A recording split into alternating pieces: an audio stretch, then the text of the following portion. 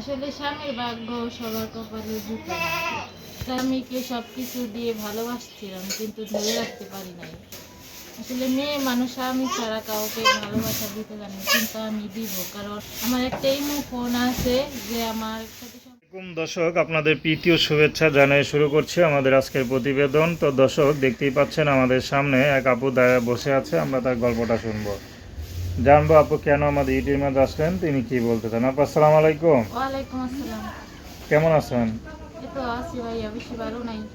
নাম কি আপনার? আমার নাম পলি। পলি, সুন্দর নাম। পলি আপু, ইউটিউবে কেন আসলেন? ইউটিউবে আসছি ভাই একটা ভালো মনের মানুষের জন্য। কেমন মানুষ চান?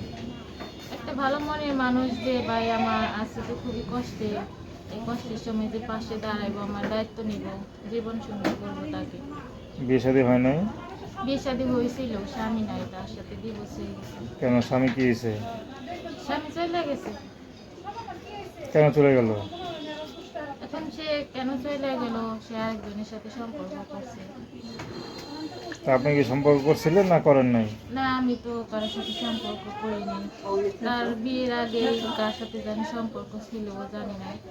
পরে বিয়ের 2-3 বছর পরে জানতে পারছি সে তার সাথে সম্পর্ক করছে, তার বিয়েও করছে।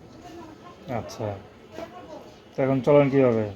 এখন চলি, বাসা ভাড়া থাকি, বাসা ভাড়া থাকি, বাসা বাড়িতে কাজ করি। আচ্ছা আচ্ছা, তো আর কি বিয়ে শাদী করার ইচ্ছা আছে?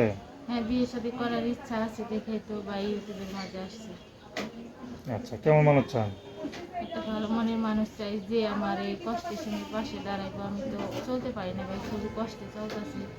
যে আমার এই কষ্টের সময় পাশে দাঁড়াইবো, বিপদ আপদ দেখবো, আমার দায়িত্ব নিব, আমি তার সাথে নতুন করে জীবন শুরু করবো। তো আপনাদের কীভাবে যোগাযোগ করবো? এই যে আমার একটা ইমো ফোন আছে, যে আমার পাশে দাঁড়াইবো তার আমি এই নাম্বারটা দিব, সে ফোনে তার সাথে কথাবার্তা বলবো, চিনা জানা শুনে পরে সম্পর্ক করবো। আচ্ছা, তো দর্শক, আপনারা আপুটির কথা শুনলেন, পলি না?